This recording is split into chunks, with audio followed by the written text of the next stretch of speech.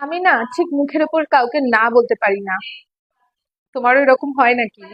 আর এই না না বলতে পারার কারণে মাঝে মাঝে রেগে যাও।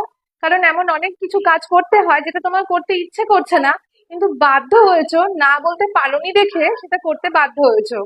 তাই জন্য রেগে গেছো, স্ট্রেসড হয়ে গেছো, মাঝে মাঝে টেনশনেও পড়ে গেছো। সো ডিয়ার, যদি নিজেকে এইসব নেগেটিভ ইমোশন গুলো থেকে ফ্রি রাখতে হয়, আলটিমেট হ্যাপিনেসে থাকতে হয়, তাহলে না বলাটা শিখতে হবে। And it is very very easy. না বলা with love and compassion, it is a art.